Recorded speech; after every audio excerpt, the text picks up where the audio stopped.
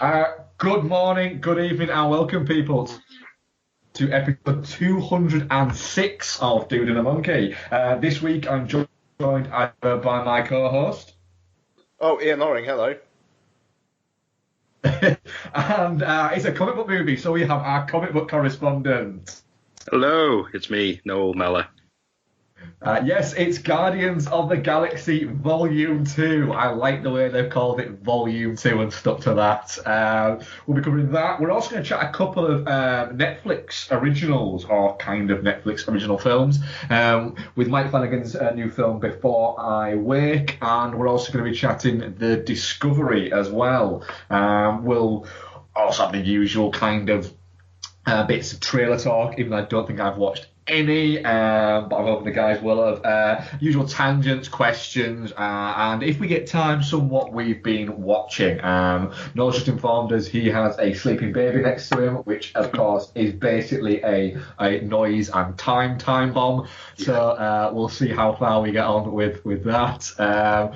Guys, is there anything that's happened this week in the wonderful world of film that we should chat about?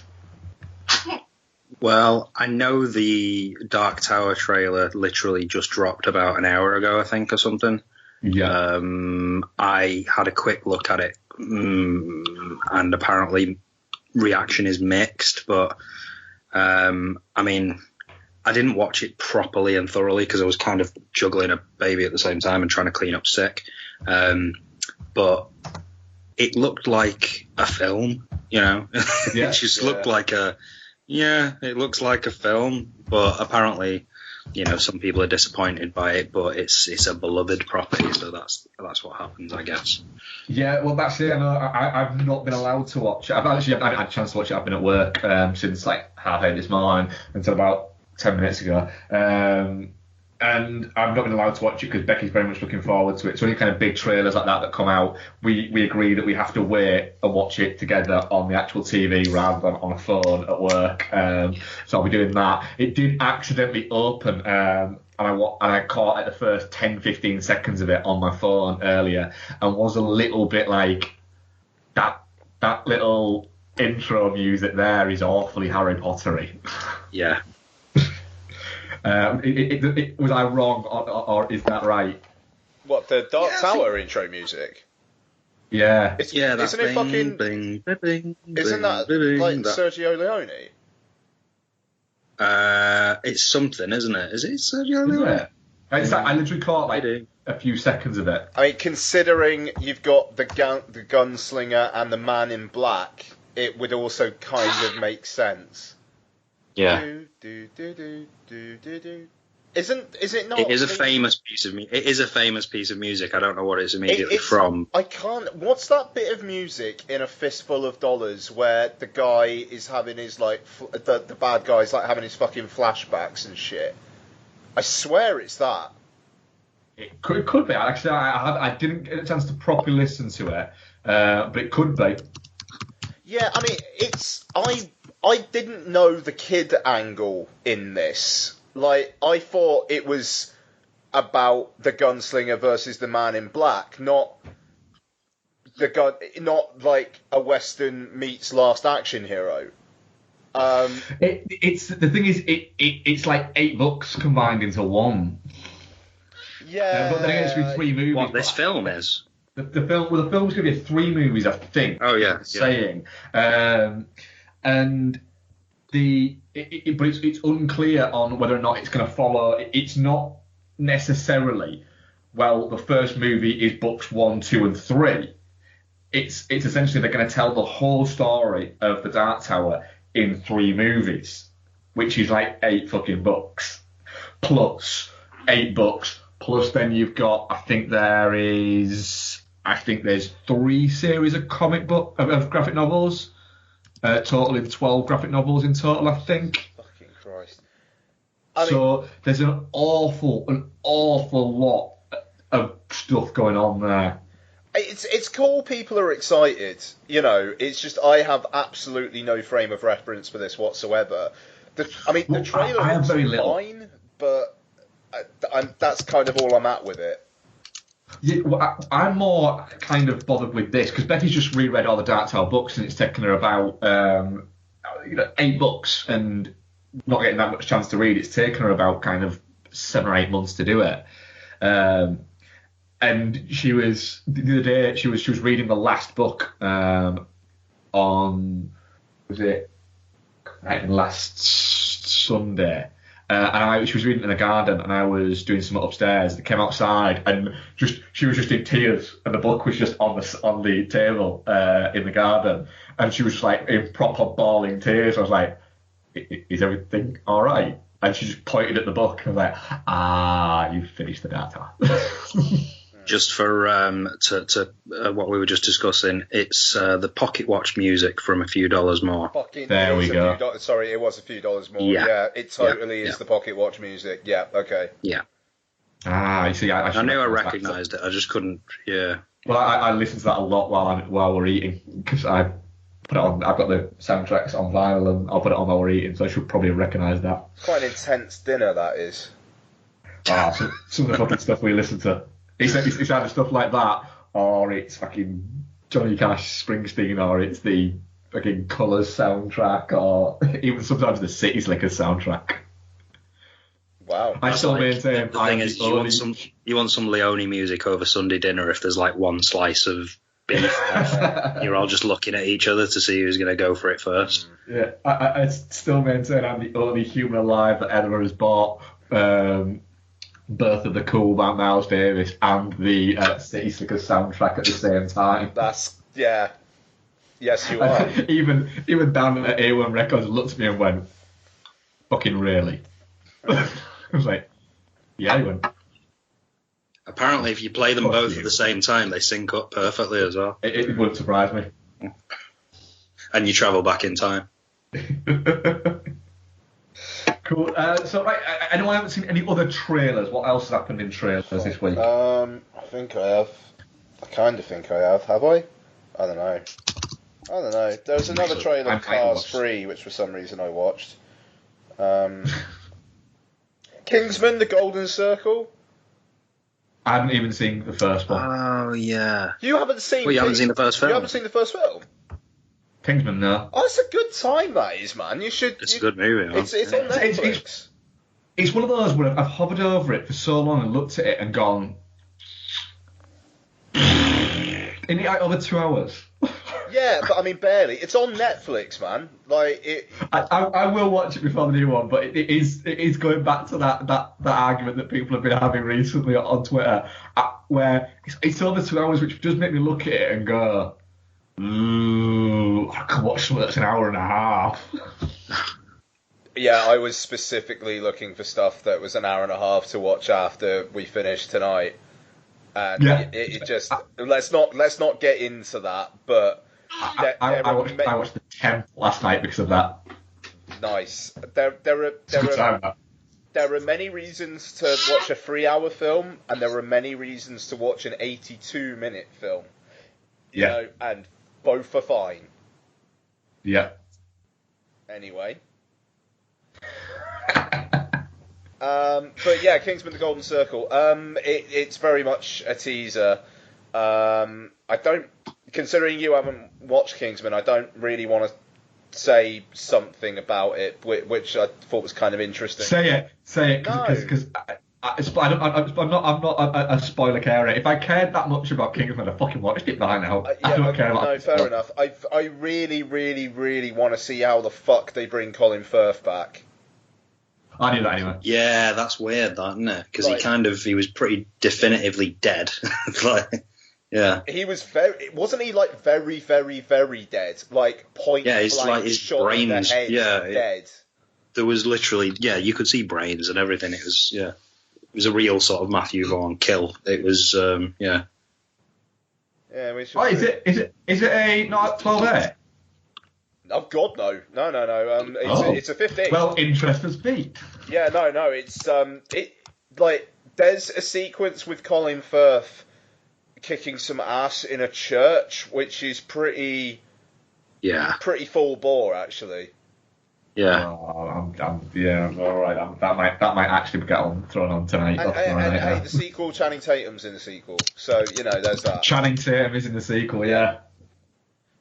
So yeah, I don't know. There wasn't really much to it, but I'm looking forward to that, man. Like Kingsman's one of those ones that like really secretly made a lot of money, and just kind of like went away. But I'm looking forward to this. It's the first sequel that Matthew Vaughn's ever done as well. Like he, famously. Well, I mean, I suppose you can count X-Men First Class as a sequel, kinda, but that was maybe more a reboot. But he famously fucked off The Last Stand and didn't do Days of Future Past. And there was a time that I think he was attached to Man of Steel 2, and he didn't do that. And it seems like for him to get involved in a sequel, there's got to be something there to really pique his interest. So I think I've liked everything he's done as well directorially. Yeah, I think you've been quite a fan, haven't you? Yeah, I'm actually trying to think, and I can't really think of anything that I haven't liked. Yeah, I mean, worldwide it made $414 million off of an $81 million budget. Which is that's not very too good. shabby. That's not too shabby. Yeah, I mean, the thing is, I have a weird thing with Matthew Vaughn, in the sense that I don't think I like him, but actually looking through his movies, the only one I haven't seen is Kingsman Secret Service. I wasn't a huge fan of First Class, but I didn't dislike it. Really it's perfectly all right, and I quite like Kick-Ass. Stardust is fine. It's an enjoyable one watch, and I really enjoyed Layer Cake, so I don't know why I haven't watched it. There you go, miserable bastard. That could be it. It could be that I'm a miserable bastard. But yes. But no. Aside from that, I think that's it for me. It was quite weak. It was, yeah. I think all I saw was the Wonder Woman one on the big screen and the Thor Ragnarok on the big screen, which we've already spoke about. But slight tangent. What the fuck is this thing with? Hi, I'm Gal Gadot and I'm Chris Pine. And we're here to introduce the trailer for Wonder Woman because we're not obviously in the trailer. Oh, was that were you at a View by any chance? No, Cineworld actually. But was it Cineworld? That happens a lot at View. Like every time the King Arthur trailer comes on. Oh, yeah, it's fucking Guy Charlie Ritchie. Hunnam and Guy Ritchie. Yeah. Yeah. I've seen that. I remember very vividly was it Amazing Spider-Man or Amazing Spider-Man 2? Maybe I don't remember it that vividly, but it was one of the Amazing Spider-Man movies. They did that. They had Andrew Garfield and Emma Stone pop up and say, "Hi, we're such and such, and now watch this." And they showed literally about 20 minutes of clips from the film. It's like, I'm going to see this film next week. Like, can you fucking just not do that? But there was a weird one. I can't remember who it was, but there's a weird one where it wasn't like one of the stars. It was just somebody else who was in it. Was introduced in the one of the trailer. guys from Tate, it was Simon Pegg. So it kind of was one of the stars for the Star Trek, the last one. Star Trek Beyond, was it? Yeah. I think I remember. I think it was called Star Trek: The Last One. Yeah, Star Trek: The Last One. And he kind of introduced it, but it was like literally they pushed him into a room and went, Star Trek, remember? He kind of just went, hi, trailer? Yeah, trailer? Is it trailer? Yeah. Trailer for Star Trek, yeah. Tried it at, I want to say View? Yeah, View. I mean, that's the thing. It might as well just be going, hiya, shit munchers. There's some explosions in this. Watch this for a couple of minutes. And try and remember that it comes out. But there'll be some TV adverts on in the week before it comes out anyway. So don't worry. Here you go, munch. Yeah, I don't know. There's a weird... I don't know what the point of it is. It's like Scarlett Johansson before the Ghost in the Shell one. It's like... It's Scarlett Johansson in a kind of like a naked suit. Like... It's obviously Scarlett Johansson. She's pretty fucking famous. What is the nutritional value in adding her at the start going, I'm in this film, you're about to see my face in this trailer in 5 seconds time, but here's my face now.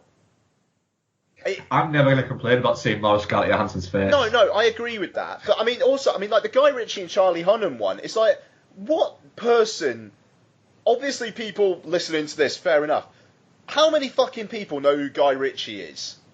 It's just going to be like, who the fuck's that guy? To be fair, how many people know who Charlie Hunnam is?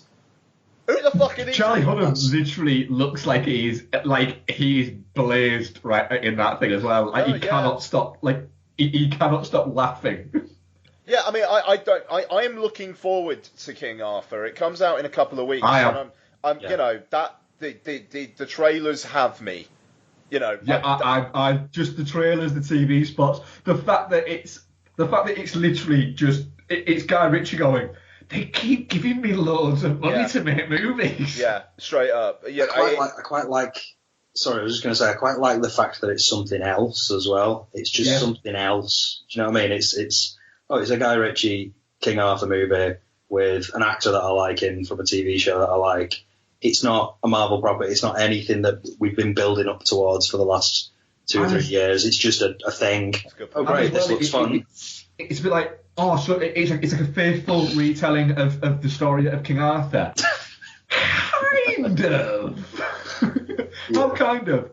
Not at all. Well, I mean, like, I was King Arthur's in it. Anything else? The Sword in the Stone. All right, cool. So what else is true? Nothing. I mean, nothing else. I was reading an interview in Empire the other day with Guy Ritchie, and I'm paraphrasing slightly, but he was like, I thought it'd be interesting doing a Moses tale, except he gets sent down a river and ends up with a bunch of prostitutes. And it was like, yeah, okay, I'm down. Do it. Cast Jason Statham as Moses. Do it. It just seems so much like. I dare you. Guy Ritchie is just going, whatever. Just keep giving me money. Just keep giving me money. You don't even need to pay me anymore. I got shitloads off Madonna. I'm just doing it for a laugh now. And you know what? He's doing Aladdin next. And just how fucking mad are people going to get about every single creative decision in that film? I'm popcorn do you know what? ready. I don't think we spoke about this last week. He's doing Aladdin, not the Disney one. The Disney one. Really? The live action, yeah. That's weird. The thing is, there was a lot of rumours that he's in talks with Will Smith to be the voice of the genie. Yeah. Yeah, and I thought. And everyone's getting up in arms going, no, there should only be one genie. It's Robin Williams. Like, he's dead, for a start off. And secondly, Will Smith's a great idea for the genie. No, actually, do you know what? It's interesting because, again, this was on the Empire podcast last week. Will Smith is currently choosing between two films. The Genie in Aladdin, or a film where he plays a hitman who has to fight a clone that is younger than him, that will be de-aged through CG, and Ang Lee is going to direct it. Yeah, do you know what this is? I want him to do Aladdin. This is The Matrix versus Wild Wild West all over again, Isn't it just? Oh, God. Isn't it just? I just... Fuck you know, Wild Wild West is still the only film I've walked out of that wasn't a festival film, and it was because it annoyed me that much that I screamed at the screen, "Fuck off and play golf with Clinton, you cunt." Yes, but Wild Wild West did bring us the double rodeo cheeseburger in Burger King, though, and I thank it for that. It was also the one print that for some reason we never managed to get rid of when I worked at The View in Bristol. We just used it as a test print for when we were going, maybe changing out sound processors and stuff. But it was always reel 4 of Wild Wild West. Not even a good reel then. It's also the movie that gave us a song that Jordan knows all the words to. That is true. That's true. Right, so that was trailer talk. Are we going to get Guardian in? Or are we going to do one of the other ones first? I tell you what, do one of the other ones first, because I'm just currently potentially feeding this baby. Which one are you less interested in, Noel? Which one do you think you got less to say about? I don't know, really, because I think there's probably a discussion in both of them, so I'm easy either way. Well, let's do the Discovery, because it happens to be the one that's on my screen at the moment. Yeah, that's the one that I saw the longest ago anyway, so if I've forgotten anything, it's probably that one. So, The Discovery is directed by Charlie McDowell and stars Jason Segel, Rooney Mara, Albert Redford, and a brief appearance from Charlie's mum. words mixed up now. A brief period of child's mum, Mary Steenburgen, and it's, well, how do we describe it? Robert Redford essentially was a scientist who has discovered that there possibly is definitive proof that there is an afterlife, and this causes people then jumped to the future. I think it's a year in the future, is it? And people are essentially killing themselves en masse to go to this other plane, this afterlife that Robert Redford has possibly definitively discovered. His son happens to be a neurosurgeon or neuroscientist, and he's played by Jason Segel, who is going back to visit him because he's made a new machine that he, and remember guys, we are all spoilers all the time, that he believes can record the afterlife. On his way to going back to seeing his father, he meets Rooney Mara's character called Isla, although she doesn't look like an Isla. Well, how many have you met? Yeah. That sounds like a story. So yeah, he meets Isla, who doesn't look like an Isla, who looks distinctively exactly like somebody who's called fucking Isla. And yes, stuff happens. The Discovery. Ian, what do you think? I rather enjoyed it. I think we need to talk about the ending. Because I'm over a week removed now, and I'm still slightly unsure as to what I feel about the ending. However, I like it more than the one I love, because the one I love felt like quirky, quirk. Look, we've got Elizabeth Moss and Mark Duplass, quirky, quirk, quirky, quirk for 90 minutes, and what did it say? Fuck all. Yeah. Whereas the Discovery, it feels like it's actually about something. I'd rather enjoy Jason Segel, who I think is very, very good as a miserable bastard, which is kind of surprising. That he's got range, because he's also fucking great in The Muppets. Yeah. So there you go. And I liked the world that it set up. I liked the use of the colour palette almost by the end was like, well, yeah, duh. Like, just like grey and fucking horrible because ... Yeah, we'll talk about it. I got a kick out of it. No, The Discovery.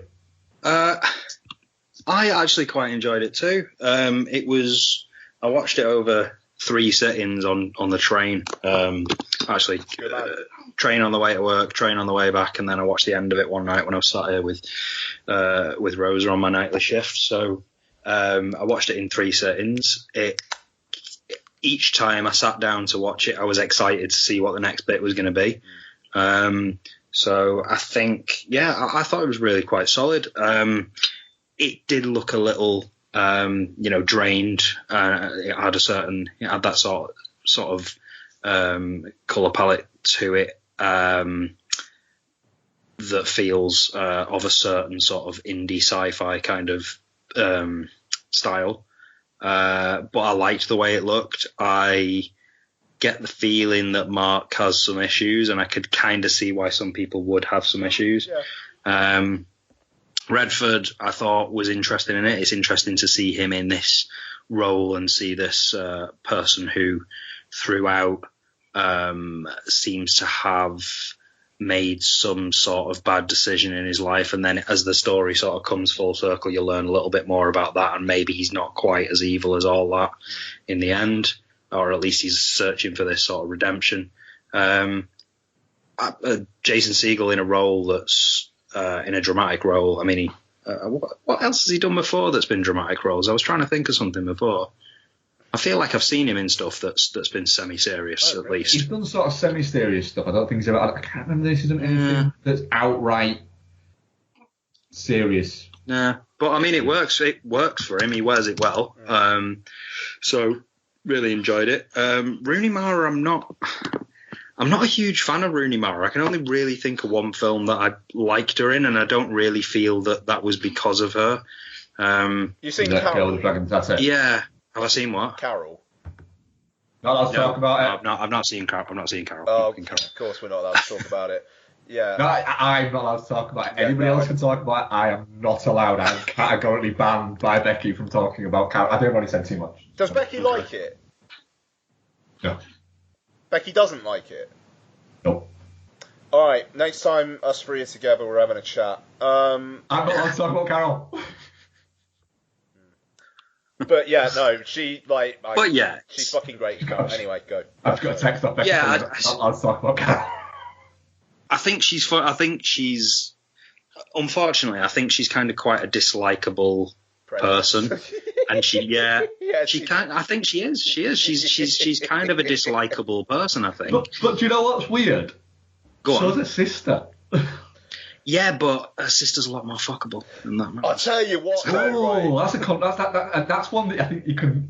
It depends on which side you land on that one. Her fucking sister has got like the worst agent though, because Rooney Mara kind of came from nowhere a few years back. Does Girl with the Dragon Tattoo, does Carol, gets a couple of like Oscar nominations. What's Kate Mara doing? Yeah, she had the first season of House of Cards, but now what? She's doing Morgan. Yeah. She was in Trans. To be fair, Rooney Mara is in this because she's dating the director. Oh, is she? Yeah. Oh, is she? Yeah. Oh. All right. Well, that's it. I mean, you know, I find her. I find Kate Mara as a presence. Kate Mara comes across as quite bitchy. I think Rooney Mara also comes across as quite bitchy, but also a little bit cold. Well, they're from wealth, aren't they? Oh, are they? Okay, yeah, they're from a very wealthy family. But then Armie Hammer is like the most gregarious motherfucker in the world, and he owns a bakery and is generally great, and he comes from money. Is that Armie Hammer who keeps on who is essentially fucking punking some TV show in America by constantly liking S&M and BDSM stuff on Twitter just for shits and giggles? Oh, that's funny. Because you can see people's things that are the favorited on Twitter, and he just keeps on doing it because someone made a comment on some American Good Morning America or something like that, and he commented on it, and they did a big thing about the fact that, you know, it's terrible that he's saying that he's into BDSM and stuff like that when he's in all of these kids movies. It's like, what kids movies is he in? Yeah, So he just keeps doing it. Anyway, yes. Well, the Discovery, yeah. I overall, I found it quite interesting, but I did find Rooney Mara's character to be a little bit too much. She was a little bit too obvious. And just see, like, I liked it. Rod Redford's always good in those things. I quite actually liked Jesse Plemons in it, to be honest. Like, he was quite good. And I think he's always quite underrated in what he's in. He's one of those good character actors. So I like that, but I did feel a little bit at points that it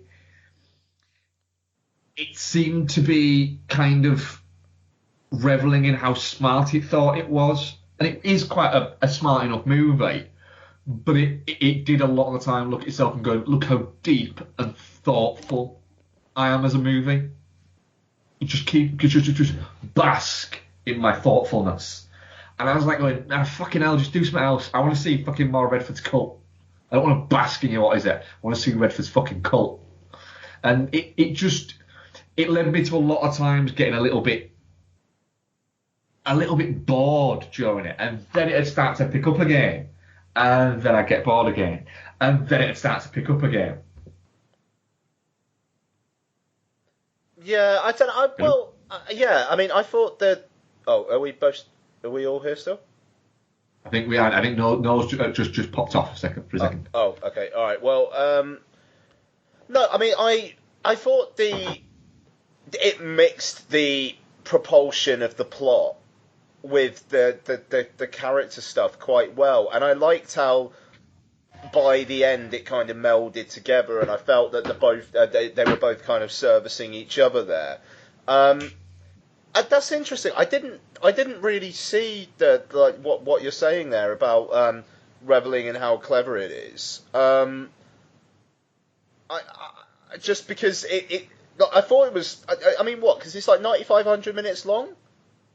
102. Yeah, okay, and I thought it kind of rattled along, to be honest. Like, yeah, I don't see that. That's interesting. That's strange, that, because I thought it was quite slow paced, to be honest. I thought it seemed. I was shocked when I looked at it. It was only 102 minutes afterwards. Okay. Because I thought about halfway through it. Well, no, about 20 minutes from the end. I had to pause it because Bex needs to go to the bathroom, and I looked at it and went, "Fucking hell! Is this only an hour and 40 minutes long?" I thought it'd been on for. I genuinely thought it'd been on for a couple of hours. I wasn't not enjoying it. I was just. I think it just hadn't got me completely. I wasn't completely invested in it by that point. And when you're not invested in it by 20 minutes towards the end of a movie, the only thing that was kind of keeping me in it was I was kind of intrigued where it was going, but I wanted just to fucking get there so I knew, rather than actually being invested in the characters or anything like that. I just wanted to know where it was going to go rather than what was going to happen to these people. Okay. Okay. Also, that's a terrible way to fucking kill yourself. Loading yourself up with weights and walking to the fucking sea. Not the best, admittedly. Yeah. No, I mean, stuff like that bothered me. You're over fucking thinking it. But well, I don't know. It's the thing is, I mean, like her character is feeling a profound sense of guilt, and I could believe that someone would, in that position, would potentially want to punish themselves. And I mean, I suppose that is a way of doing so, of making it quite elaborate, and like the preparing it is almost the punishing yourself in, like, this is going to happen and you're going to do this, instead of pointing a gun at your head and pulling the trigger and it being done. I mean, I've never ever felt suicidal, and I fucking pray I don't ever. But I could see that thought process there. A fair argument towards that, I'd say so. Yeah, in that, but it just felt a little bit. It felt a little bit like they were sat around going, "We need to think of an interesting way to do it rather than just the standard ways to do it." Oh, this is how about this? It just felt a little bit like that. Like it was just, I don't know, just there was bits like that just kind of niggled me a little bit. I don't know why, but it did a little bit. The jumpsuits bothered me as well. I didn't get that. No, I mean, like, to be fair, there is an awful lot of stuff going on in this film that by the end of it, it's almost like a red herring. Like, yeah. I mean, the fact is, it's arguably all in this guy's head. The entire prospect of what is happening here is all in this guy's head, and maybe the afterlife. I think the film is positing that the afterlife is this, like, recycling through shit, like stuff you regret again and again and again. And I get that, but you could posit that Robert Redford's character didn't even exist, or something like that. They're almost like this is some sort of a weird kind of dream kind of logic kind of thing going about it that makes sense while you're in it, but almost like this film, it makes sense while you're in it, but when you come out of it, you look at it and it's like, well, was that really needed, and why was that there? And but then again, it's quite a complex world to establish that it's actually all in this guy's head. Like the start of the film, Jason Segel's character isn't there then, so who is that for the benefit of? If it's not going to be for Jason Segel's character's benefit, because he's going to know all this stuff, Like, he doesn't need to Yeah. see this TV interview. So, I mean, I suppose there are questions there, but it doesn't feel like a puzzle box that you're trying to like figure out or anything. It's not Mulholland Drive. It all serves a purpose for the audience, and I suppose it's debatable as to how much it serves a purpose for the main character within the film.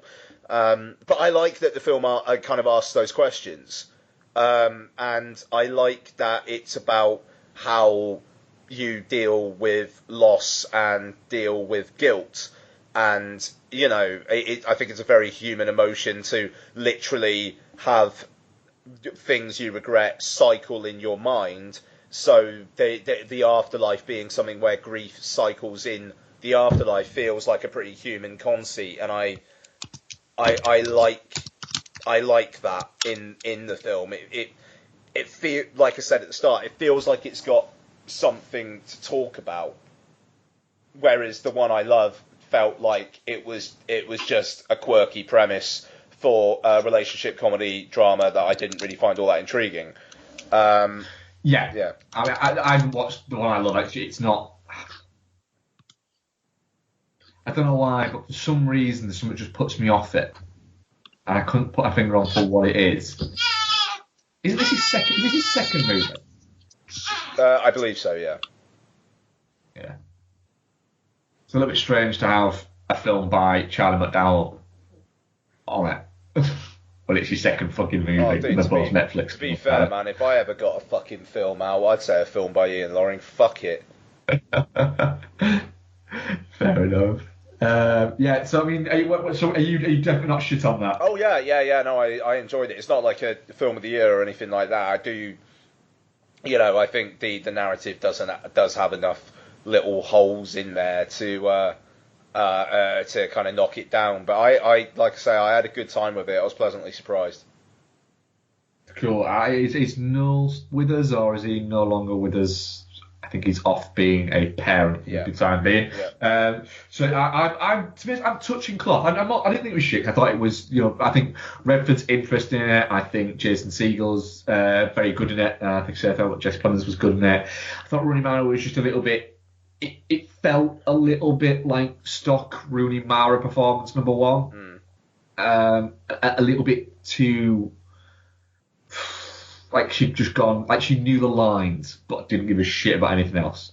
Yeah, well, which is she only knew her character's name is Isla because one of her lines was saying her own name. I think she needs a strong actor's director to get the most out of her, or just someone cold like David Fincher who's just gonna like kind of almost not literally but almost beat her into submission. Into the character that like he wants her to play almost, but yeah, cause that's it because you know you're looking at it and her standout, like Noel's standout performances is the Girl with the Dragon Tattoo, and then in a few other things she's been in decent things. She was all right. She was perfectly right in Side Effects. In Everybody's Saints, I think she was a little bit lost in that. I think. And I haven't seen her in The Lion or at Pan, to be honest. So I know you've seen both of those. What was the first one? Lion. Oh, Lion. Yeah, no, she's all right in Lion, man. Yeah, I mean, she's all right. Yeah. No, she's actually, yeah. I mean, she's good in Lion, and Pan, she's fucking Tiger Lily, which is really weird casting. But she's in A Nightmare. She was Nancy in A Nightmare on Elm Street as well. I always completely forget that. Was Jesus. Yeah. I think it's weird because I seem to have just completely blocked everything about that film out of my brain. Yeah. You are right. It's terrible. I think the world's kind of forgotten that existed. Yeah. Oh, man, that fucking film, man. I mean, it was the directorial debut of the guy who bloody made the Smells Like Teen Spirit video. I mean, like. What's it? Yeah, Samuel Bayer. Yeah, it's the only film he's made. God. Like, that's such a shame. Such a shame. That film. And really poor is the person bad, whose name isn't. Poor the name whose person whose name isn't Haley Joel Osment as well. Whatever his name is. Poor him. I know the guy you're talking about. Mm. But yeah, Noel, how what were you ranking the Discovery as? That's tricky. It's somewhere between definitely not shit and touching cloth, but I think I'd have to lean towards definitely not shit, because it's like I just caught the end of what you were saying there, Ian. It feels like it's got something to say. It is an original idea. There are elements of it that I liked. There are things that I would have liked to explore a little bit more. I think the first half of the film, which is dealing primarily with the idea of a world that has discovered that there is the possibility of this afterlife and is off in itself in droves. I think the number 4 million or something. Yeah. I think I would have liked to have explored a world where actually they'd gone for it a little bit more, because I think 4 million is quite a low number. I think if this type of thing happened, we'd probably lose an awful lot more people than 4 million globally, certainly. I would like to have explored that world a little bit more and seen how people deal with it in terms of, what happens. I mean, they touch on it with one line, but I think, what happens in that kind of world when people start just offing each other because they feel like, maybe they're doing somebody a favor by killing them, or maybe they just feel like they've got the right now. It doesn't matter anymore if you kill somebody because they're going to a better place. There was elements of that part of the story that I would have liked to explore a little bit more, but that wasn't the point of the film, so I accept that. But no, overall, I really kind of enjoyed it. I was quite surprised by it. I knew absolutely nothing about it going in, so we're just kind of happy to let it all unfold. And no, definitely not shit, actually. Yeah, the more I talk about it, yeah, definitely not shit. Good man. Cool. Yeah, right. Well, our audience was definitely not shit 43%, touching cloth 14%, and shit 43% also. So are we going to Before I Wake, or are we wanting to Guardians it? Where are you with that now? I'm not too far away from where I was before, so Before I Wake. Right, well, what we do Before I Wake, we'll let people build up to the main event. Before she sleeps. Smooth. Before I Wake is, it was, was it made in 2014, I think it was, actually? I think it was shot in December 2013. Was it shot in was it? Yeah, I actually... Holy shit, that's Thomas Jane. Yeah. Yeah. Yes, it was. 2013 the film was shot, so it was actually shot nearly 3 and a bit years ago. Stars by Mike Flanagan, who is I think me both I know both me and Ian have liked a lot of his work so far, haven't we? I think we've discussed a couple of them on here actually. I think we have. Hush and did we do Ouija Origin of Evil, or did we both talk about it? We both spoke. I think we talked about it separately on the podcast. Yeah. Yeah. Good flick, that. Stars Kate Bosworth, Thomas Jane, and Jacob Tremblay.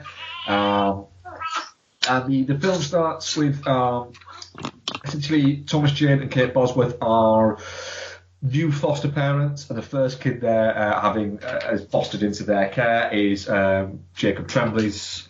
What's trying to remember his name? Cody.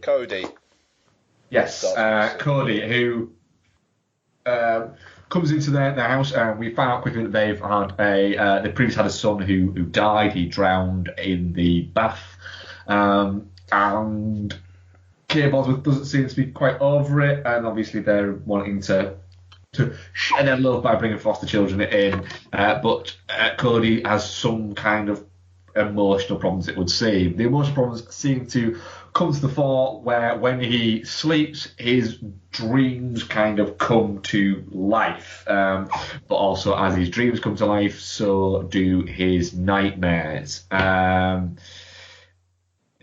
Ian, come on, I've got to know on Guardians first. So Ian, Before I Wait, what did you think? Because you were quite a fan, weren't you? I was indeed, yeah. I mean, the dream logic stuff maybe doesn't make an awful lot of sense, just because it it's the same dream it's kind of like the same dream every night almost.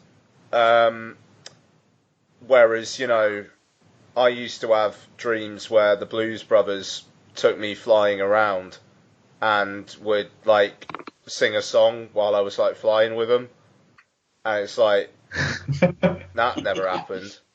Like, that, you know, it's, you know, so, but then, like, another night, you know, like, Jesus, I think... You know, like, I remember reading something about it where Mike Flanagan said he addressed that. Somebody said about that, and he said that Cody can control his dreams, but he can't control his nightmares. Okay, fair enough. I mean, it was interesting that it was almost like a dream that was almost like delivered to spec, like where Yeah, Katie Bosworth. That thing. Yeah, Katie Bosworth is like, right, look at this. Look at this video, right?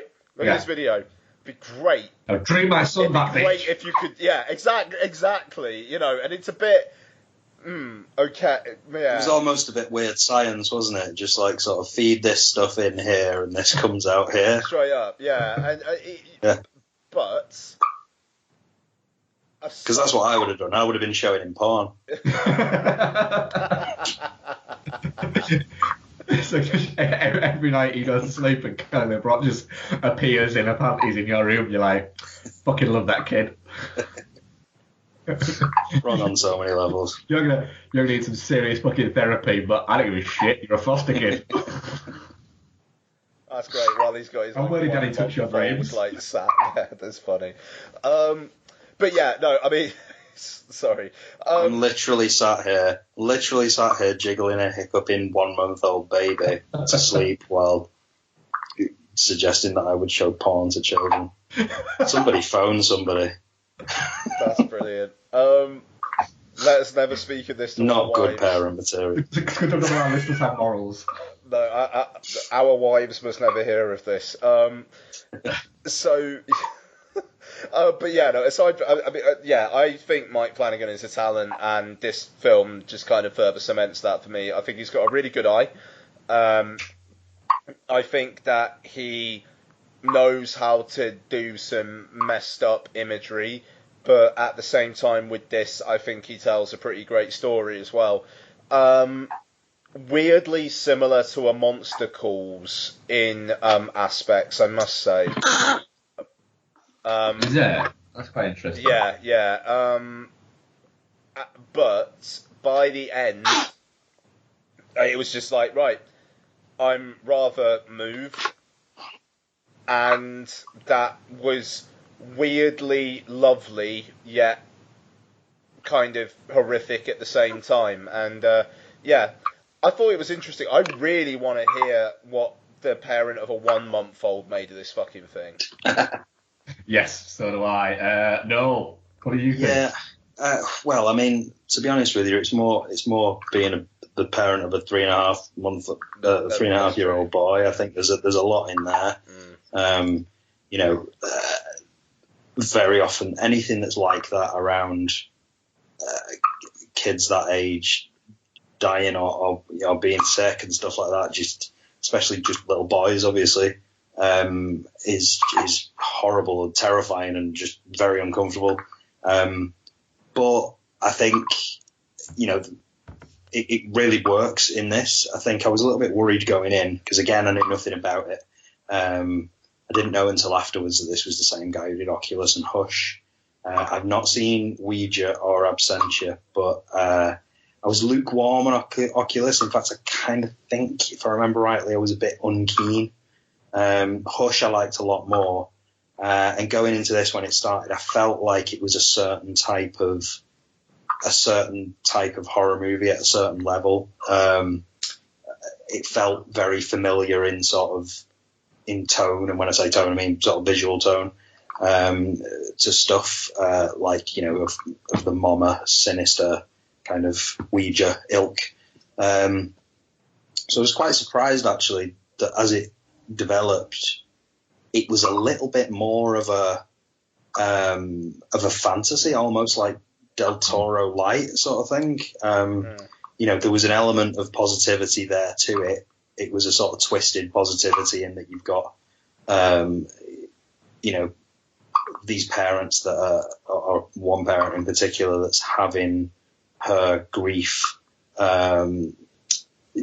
She's having sort of therapy for her grief through being able to spend time with her child, but all the darkness that comes with that, should that ever be a thing that you should be able to do. And as I say, being the parent of a 3.5-year-old boy, I can put myself right in that position and know how I'd feel even watching this, going, this is wrong, you would not want to do this, but at the same time you'd be like, I just would do this, you just would. So it throws up some interesting questions. It's got a point, it's got something to say, it's got a nice story to it. Yeah, I enjoyed it. I don't think it was amazing, but it was a solid watch. And to be honest, these days, any horror movie which earns the grade of solid is fucking enough for me, to be honest. Yeah. Yeah, as I said, I really liked it. To be honest, I still not on because he sort of said that he watched it and it was really quite good. And I remember that it was the Mike Flanagan one, and I've liked the other stuff. And I read or I hear on a podcast or something. It was on a podcast. I can't remember whose it was. Someone's podcast anyway. And there was an interview with him on it, but he was chatting films, and it was. He clearly knows his shit, and he clearly loves film, and he was talking about stuff. I think he was on as like the guest to speak about it might even be Before I Wake or the upcoming, just his general career, but he ended up just talking more about other people's films. It was like when I remember the Bret Easton Ellis podcast, and he had Tom Sizemore on it. And Tom Sizemore was more interested in talking about films that he liked rather than talking about his own career, which was fascinating to listen to.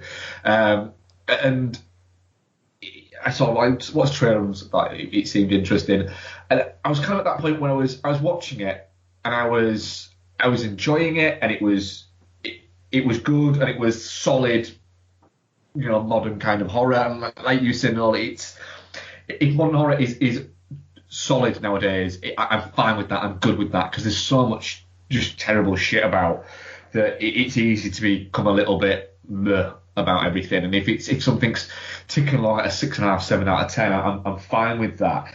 And then when it starts to twist more into the sort of dramatic side and the fantasy side of it, like you said, Noel, there with the it being kind of almost like Del Toro light-esque.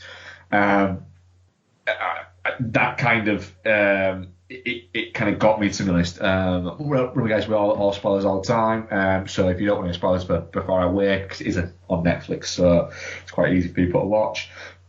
But when the kind of the big bad bit was going on, I was kind of sort of sat. I was laid down on the sofa, kind of watching it, going, right, so what's happening here? Yeah, we'll get through all this. And then the fact that she just goes over and hugs it, and it turns into the kid. At that point, I just found myself actually going, oh, hang on a minute, this is fucking interesting. I went from being laid down watching it to just sort of sat up and found myself just sat on the edge of my seat going, all right, that's fucking different. That's interesting. Oh. And it's a nice way to tie it up as well. It's like not having to find a way to defeat something, or find a way to kill something, or find a way to, banish something. It's like, oh, actually, no, this is a neat little bundle. Yeah, and then because the whole theme is love and this. Yeah, and then she's kind of explaining to the kid of this is what it is, and somebody was saying on Twitter, I don't like the fact that it had to explain its ending. It's like, it's not explaining its ending. It's she's explaining it to a child, so the child can understand it. It's not explaining the ending. It's legitimizing the ending. It's kind of going, this is logic. This is the logic behind the ending. And we're not telling you what happened. We've just fucking shown you what happened. We're now opening the logic to it and saying, this is why. This is how this happened. Mm-hmm. And it's kind of opening the mind of a child. You can't look at things constantly and go, oh, what about this and what about this? Like, right, that's fine, and I agree with you, but you're 27 fucking years old. The kid's supposed to be 7. it's that fantasy positive element again, though. It's it's a film that does want to tie itself up and have a positive ending, as opposed to having, typically in a film like this where there might be a child involved, you defeat whatever big bad there is, and then at the end of it, there's just everybody's traumatized, but the nightmare is over. Whereas with this, it's more complete, it's more upbeat, it's more, this has happened, and now we explain to the child what's happened so that everybody can get on with their life and hopefully move on, sort of thing. It's a bit more of a positive angle than just being an out-and-out horror, which I don't feel like this film is. I feel like it's a fantasy horror. Yeah, that's it. It made sense, and it made logical sense within the sort of realms of the movie that's where it would go. I think the performances were all solid in it, but it's just there's a confidence and understanding of kind of like the way to do that, because that not ending as such, but that bit could have been, it could have gone totally, even if you're telling exactly the same story and telling that the same way. In some other directors, it could have just made you go fuck off, but it does seem funny. It does seem to have a handle on, right, I'll pitch this music here, and I'll do this here, I'll have this here, and I'll slow this down here, and there's a certain sort of craft to it rather than just there's this and this and this, which I quite enjoyed about it. It certainly is one to watch. I'm looking forward to Gerald's Game, which is another Netflix film that's coming out later on this year. Is that the Stephen King book? Yeah, it is. Yeah. Oh. Okay. So that's with Gallagher, Gina, and Bruce Greenwood, and apparently it was during while they were making that Netflix decided to pick up Before I Wake, and they were in discussions with him or something like that. They found out that it was kind of in sort of release purgatory, and then they went, fuck it, we'll buy it, stick it out. If anything, it's just they can advertise the shit out, because Netflix know if they put something up the front and they fucking push it, they can then stick on, when they're sticking on the trailers for Gerald's Game, they can put on from the director of Hush and Before I Wake. I would say, actually, I think the marketing probably could have done a better job with this film, because I think at first glance, I can't remember what it looks like on Netflix, but I'm looking at the poster for it now, and it feels very generic. It does feel too generic. Yeah, it feels like a very DVD, straight to DVD horror. I'm looking at the poster, and it's a random person's eyes in a butterfly, and it's all red and dripping down. It looks a little bit very, like I say, very generic. Yeah. But then again, I think what they're trying to do, the other point there is, generic horror. People watch generic horror. They do. Yeah, it's weird. They always have high rankings on Netflix. It's a strange kind of. It's why Netflix buy a lot of sort of generic horror, because they know that people watch it. I can imagine somebody going into this for purely generic horror, though, maybe not getting it. Yeah, getting as much out of it as somebody looking at this with a view to it being a sort of fantasy horror and playing up to the Del Toro thing a little bit, if that's what they felt was there. Which could have made more sense doing that, certainly, yeah. Looking at it, I was just looking at the Mike Flanagan's CV. They're doing a Bollywood remake of Oculus. Really? What? Yeah. Yeah. I just looked then and thought, his CV was like, Barris, see you're evil? Producer, what the fuck's that? Looked at it. Barris, see you're evil is an upcoming 2017 Bollywood supernatural horror film written and produced by blah, based on the American horror film Oculus. Bloody Mike hell. Flanagan's executive producer. Fair enough. I will not watch it because it will be 17 hours long and I won't understand the thing that's going on. But there you go. I'm definitely not sure. I thought it was a really strong movie. Yeah, I mean, like, oh fuck, man, the imagery with the Christmas lights, the butterfly Christmas lights, like flying around and whatnot, like that's lovely stuff. Lovely stuff. Yeah. And I mean, Especially when you've almost got an Amblin-like soundtrack on it at that point as well. Oh yeah, man, and the whole the whole thing of like "I'll be here with you always" or whatever it is that the Cankerman says. Oh yeah, and it's like, yeah. Just like the double meaning of that. It's it's good. Clever. I didn't get the Cankerman thing either. No, even though it's really I didn't at all. after. Yeah. Yeah. No, I it's a really fucking solid watch, man, and good on Netflix for picking it up. Yeah, definitely not shit. All three of us definitely not shit. Our audience, definitely not shit, 44%, touching cloth 33%, and shit 23%.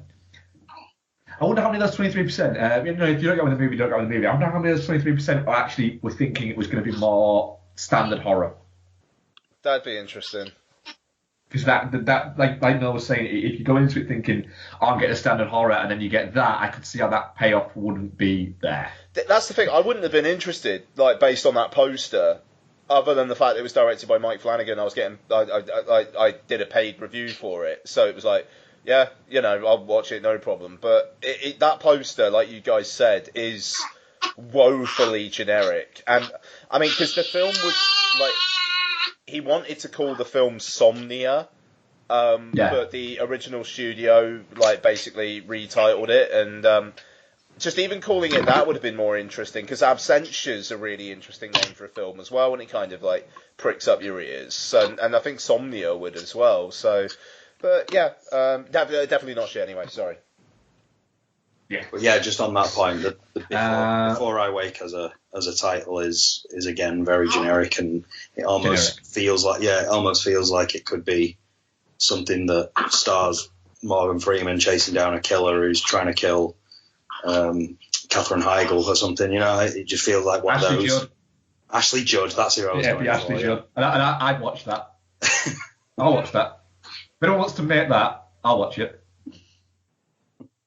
I'll add it to my annual Juddathon. You and no one else. There's many people, me and Becky, who watch Ashley Judd movies. You are legion. Yes, I am. Are we ready to do Guardians? I'm gonna go. This baby is not going to sleep, so yeah, we'll do whatever. Cool. I'm gonna go. Guardians of the Galaxy Volume 2.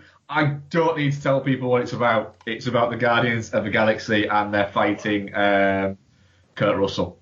There you go. Stars Chris Pratt, Zoe Saldana, David Bautista, Vin Diesel's voice, kind of. Bradley Cooper's voice, definitely. Michael Rooker, Karen Gillan, Elizabeth Debicki, Sylvester Stallone's in there as well, and Kurt Russell.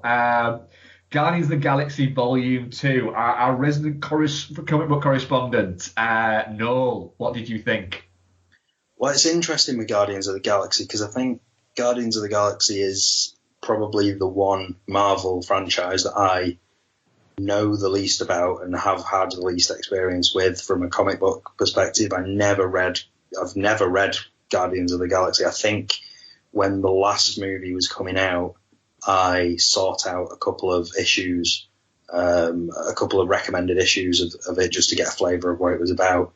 I think the run that I picked up on was maybe from the 90s, late 90s, early 2000s maybe. And I really didn't get on with the humour of it. It had a similar tone to kind of almost comedic in the same way that Deadpool is. I don't get on with Deadpool as a comic either. So I've not got that much experience with Guardians of the Galaxy. And the first one was kind of was a bit of a surprise in that regard, because I got on with it not feeling like it was a comic book movie, just feeling like it was a fun space romp. And with that in mind, I think approaching Guardians of the Galaxy 2, as excited as I was for it, and I really was excited to see it, it was more excitement at being able to just go to the cinema and have some fun with a sci-fi romp again. It was less about, oh God, I really hope they do justice to Gamora. Or, it wasn't sort of, it really wasn't pressure on character or anything like that. I just wanted to have a good time. And as me and Ian discussed very briefly on WhatsApp before you'd seen it, Mark, we were just chatting very briefly, and I said that for me, I could very easily see why people wouldn't get on with this. I sat down in my seat and I was ready to be entertained. And very quickly, a couple of jokes got fired at me that I was a bit groaning at. Also, the opening credits seemed to confirm what I was worried about. That was one of my worries as well, was that we were going to get too much of look at Baby Groot. Yeah. So that was a concern for me. But then at some point, maybe it was about 10 or 15 minutes in, I kind of got a hold of myself and I just thought, you know what, just fucking go with it and just go with it. There's no pressure here.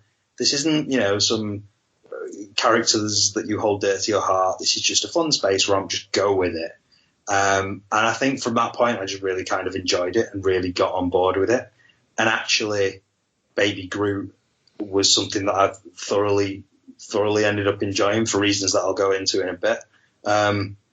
But no, I had a great time with it, and I think, is it better than the last one, worse than the last one? I don't know. Where does it come in the Marvel grand scheme of things? I don't really know. It's probably somewhere in the middle towards the top, probably, possibly, I don't know. All I know is, as a franchise, we've had 2 of these now, and they both delivered fun for me. And the one thing that a lot of Marvel properties get criticised for, which is really kind of a lack of story and a lack of plot. They're all just following the same formula. This has kind of got a story. It's got a plot. It's got something. It's got a point. Like, there's the whole idea behind Ego, the Living Planet, and his relationship with, or lack of a relationship with his son, and where all that goes is really interesting, I thought. So it's got heart. It's got a lot of fun. They do some interesting things with the characters, which, again, we'll get onto. 2 of the characters in particular, I think, have interesting arcs. So, all things considered, I think it kind of punches above its weight a little bit, really. So, yeah, I enjoyed it. I had a really good time with it. Good. Ian? Yeah, I enjoyed it. I am not as keen on it as the first one, just because it's half an hour longer and it fucking feels like it. I agree that it has a story, and I think it's a very, very good bad guy. I would have liked it if Kurt Russell hadn't been CG for the last half hour. And that it wasn't just, it would have been nice if it wasn't just a lot of CG shit happening. I really like the climax of the first Guardians, which, I rewatched last week. Because even though it was Big Thing falls down to ground, which Marvel films were doing for a while, it also had Peter Quill distracting Ronan the Accuser through Dance Off. So, you had that quirk there. This was, right... There is also, just to interrupt you, I think that with the defeating Ronan the Accuser with, for want of a less wank way of putting it, the power of friendship. Yeah. I think that's different. That's not in any other Marvel movies. Yeah, no, exactly. Sorry, Karen. Yeah, no, it's a very good point. Yeah, so, I mean... But here, you've got, right, these 2 are doing this, and these 2 are doing this, and these 2 are doing this, and we're going to cut between them every 45 seconds or so. And it just, I wasn't so into that. But then at the end, Yondu's, funeral, I thought was great. And it got back to the character stuff.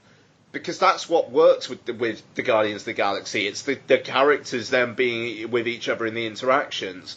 And I think that the fact that it separates them into groups for so long is a weird decision, which feels like it almost shouldn't be happening this early on in the franchise's life.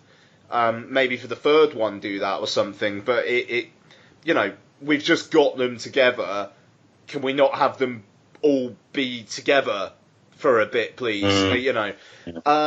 But saying that, I thought Kurt Russell was great. I thought Pon Mantekeith, or however you pronounce that, I thought she was actually pretty good as Mantis. I'm looking forward to see what they do with her. I like the relationship she had with Drax.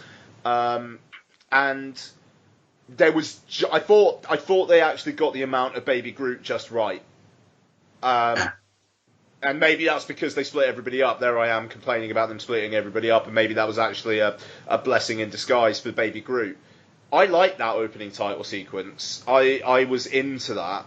And to be fair, apart from the bomb sequence at the end, actually, and the grabbing shit and not understanding what it is he's grabbing, like those are the three standout Baby Groot bits, and I think that they keep him in the margins for the rest of it, which I thought was smart. Gotta say, the severed toe might be the biggest laugh I get this year in the cinema. I fucking loved that. Or was it a fun? Was it a toe? Or It's a toe. Yeah, I think it was a toe. just that. I did get a bigger laugh out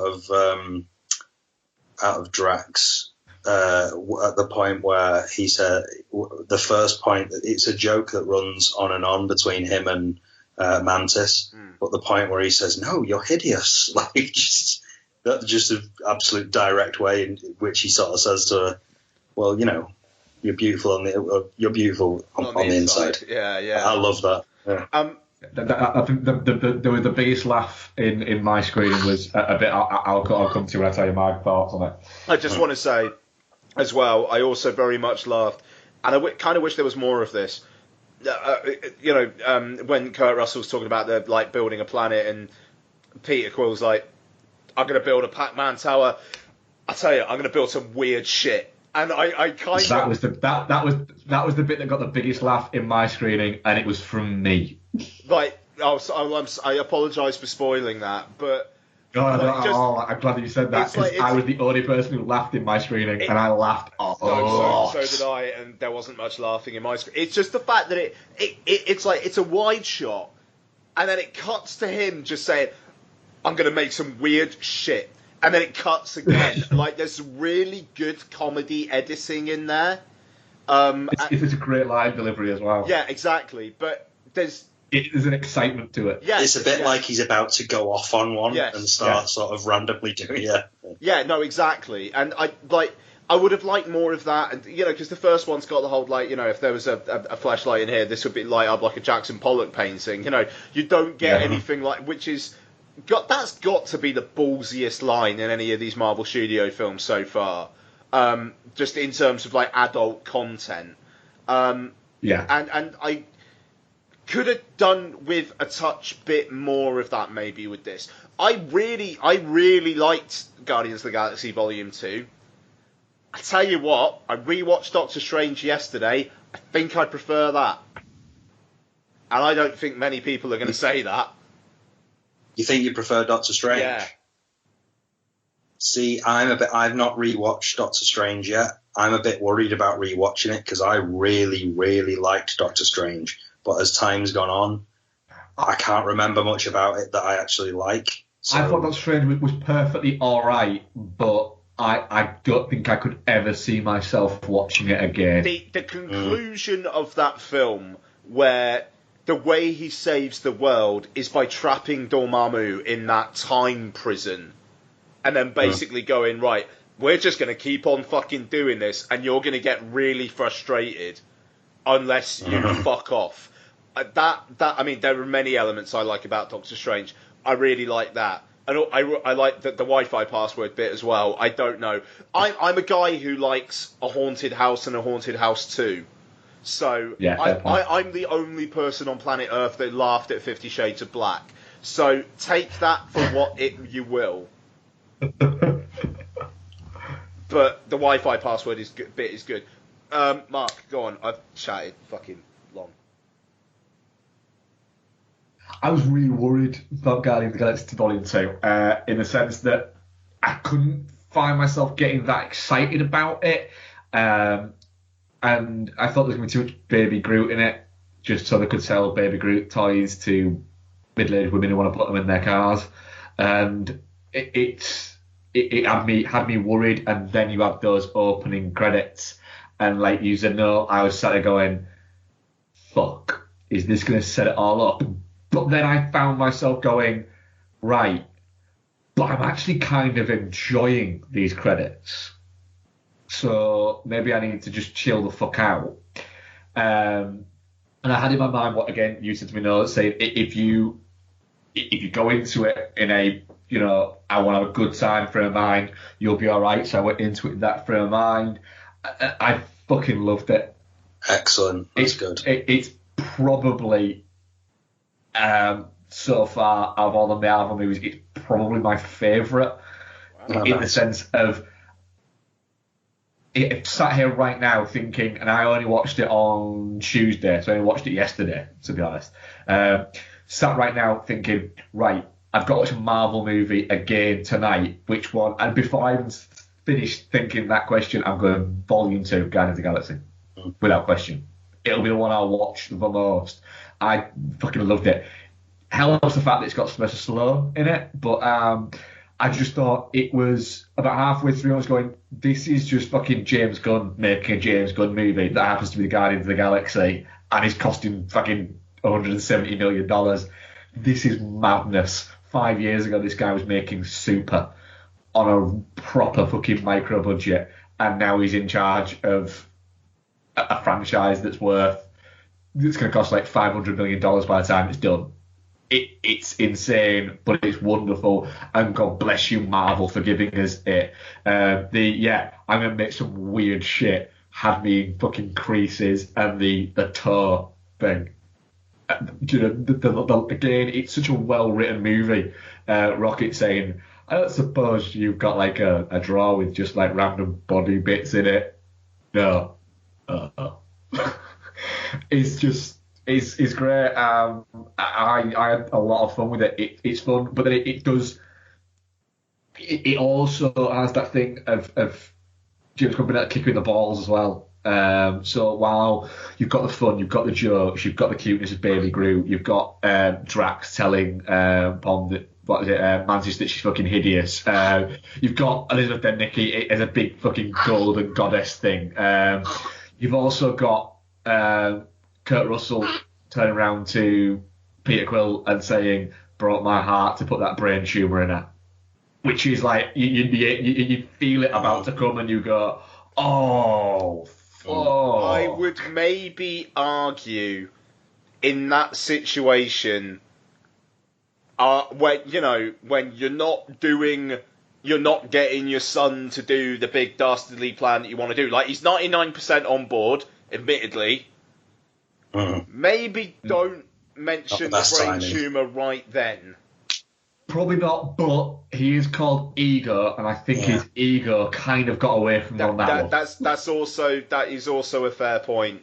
Like, that ever so slightly took me out of that moment, I must say, though, because I was interested in seeing bad guy Peter Quill for a bit, and it's kind of... I wasn't at all. That which is why probably it got me and it didn't get you. Okay, fair enough. No, because I mean, like they were setting that up, and Mantis saying like, he's probably over with him now, blah blah blah.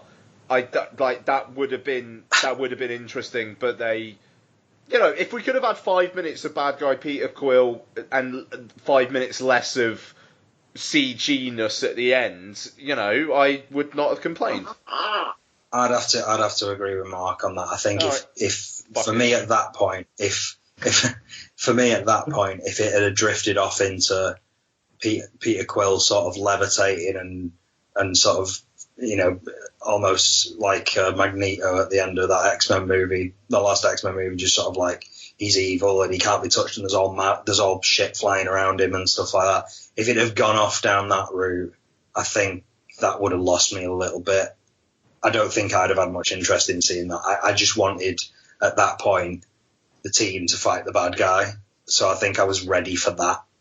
I was ready for that part of the movie where the team gets together and fights the bad guy. Okay, Yeah. all right, But I that's think, very... as well, because you've got those kind of group battles at the end of a Marvel movie have kind of become fairly sort of standard. And I think that an interesting thing is having James Gunn essentially take it completely away from the battle that's going on and have it just be Rocket and Groot sort of sat there whilst we can hear Peter Quill asking everybody if they've got tape, but not seeing it. Had me in fucking stitches. Yeah. I was at that point. By that point, I was almost clapping, and I was thinking, I have a palpable feeling that everybody else in this cinema wants to see what's going on outside there, whereas I'm more interested in who the fuck might have tape. Yeah. And that was enough for me. I'd forgotten about that bit, actually, the bit where he says, well, did you ask Nebula? And he's like, oh, well, she was near Yondu at the time, so she kind of overheard it, so I think she would have said something.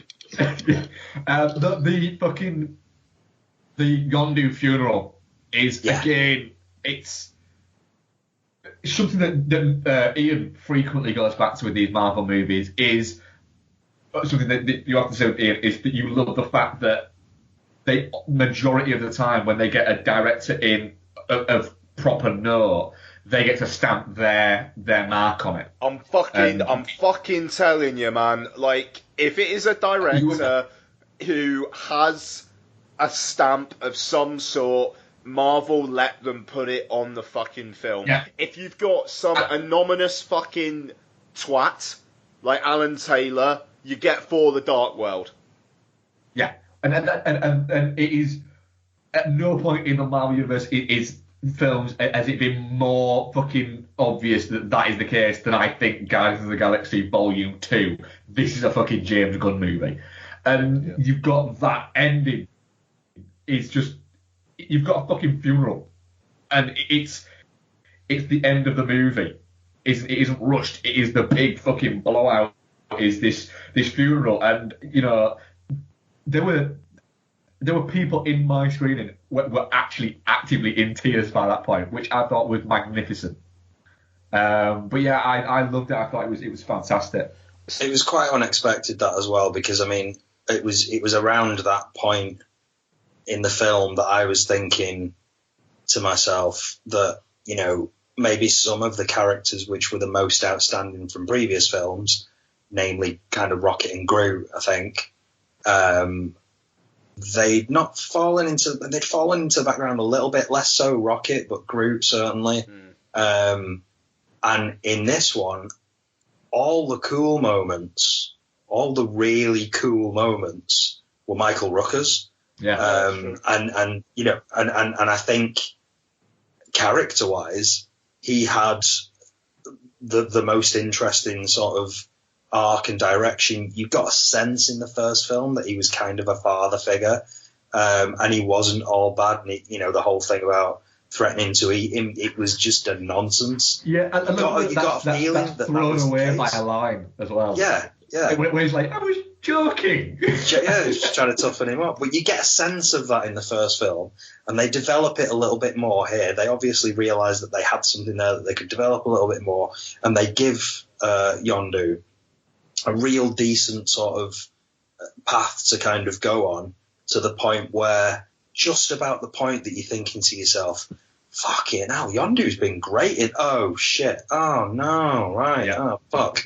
So it worked a treat. Yeah, they've built it up. I mean, like I say, they do get some of the coolest moments. One of the coolest moments in the film, and it's a cool looking film, is Yondu and Baby Groot and Rocket walking along as he's just whistling. And they're just taking out all those guys around. It's brilliant. And all the guys falling from the... it was fucking great. It was really good. Yeah, the fact that he's just walking so slow, and then we get that pull-out shot from above, and you can just see the arrow just sort of flicking around. Yeah. It's a really... Yeah, there's some nice sort of fucking... Some really nice sort of moments in it like that, and some great visuals and looking like that. And it is... I think about halfway through it, I went from being... you know, relieved that my worries weren't being, you know, met, to being actually, I'm really, really fucking enjoying this. And just to touch on Ian's point as well, because this came up on a recent episode, and I was agreeing along with you on the train. But that sort of point about Marvel movies, I don't know where people get this from, really. Like there's this sort of trend for people to be saying, oh, well, all Marvel movies look the same. They're all that sort of generic sort of color palette. No, I think Marvel don't get nearly enough credit for the incredible balancing act that they've done in bringing these characters and these worlds together. These very, very different visually characters all together into these worlds, and still managing to let individual directors have a flavour to each of the films, and there really, really is a flavour. The first Iron Man film, and to a degree the second Iron Man film, feel like Jon Favreau movies. The third Iron Man film, rightly or wrongly, feels like a Shane Black movie. The two Russo Captain America movies have that sense that we now know that they've got as directors, a certain style to them. There are films in the Marvel universe that lean a little bit more towards different genres a little bit, whether that's comedy or whether it's espionage, thriller, or spies or whatever. And I think they should be commended for that, because it's a fucking incredible balancing act that they've been able to pull off. And then you've got something like this, which is directed by James Gunn, whose background is exploitation, and they've given him the keys to this kingdom, and he's delivered them something that's funny, that's a little bit dangerous and a little bit cheeky, but it's still really skillfully handled and really skillfully delivered. So, fair play to him.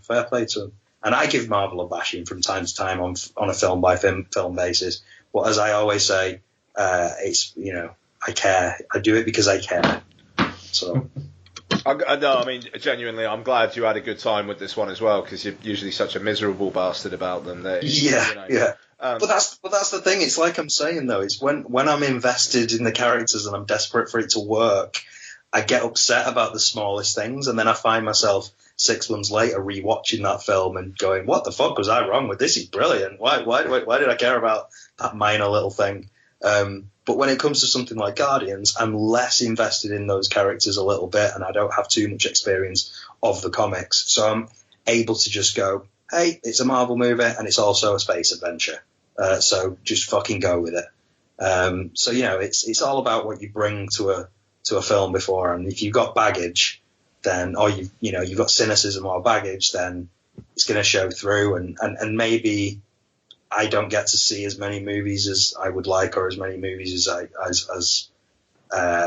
used to. And when I go to the cinema now, it's rare, and it tends to be usually it's just for Marvel movies, if I'm honest. The only exception I can think of recently is Fast 8. The only time I go to the cinema is usually for Marvel movies. So I want to have a good time when I'm there. And in a situation like this, I wanted to have a good time, had a good time. What more can I ask for? It's much better than just, picking something apart and being miserable for being miserable's sake. I agree with that. And we still Absolutely, got four to come as well. That film's going to be fucking brilliant. Well, what's actually interesting that you moved on to that, I'll just tangent ever so slightly on that, is when we spoke about the trailer last week or the week before, and I was a little bit like, I don't get what everybody's so fucking... No, he's come round. And then I saw it on the big screen and was like, now I get it. It does look like it could be a lot of fun. Yes. Any more to say on Guardians Volume 2? The one thing I will say is that the big worry for a lot of people, and the big moan for a lot of people, was always Baby Groot thing. I know a lot of people were saying, it's all going to be this and it's all going to be that. I was concerned about it as well, and I don't want to be the guy that's always going on about his kids, but it was very specific that Groot kind of worked for me because he's just a little person with a big head and big eyes, and he's just like an awkward little toddler. And I've got an awkward little toddler. And currently, Charlie is at that age where he'll stand there and you'll say to him, right, Charlie, just take this nappy here. I want you to take this and go into the kitchen. And he'll say, yeah. And I'll go put it in the bin. Yeah. And he'll go, yeah. And I go, right. And then go and get your socks from the dining room off the table and bring them in here.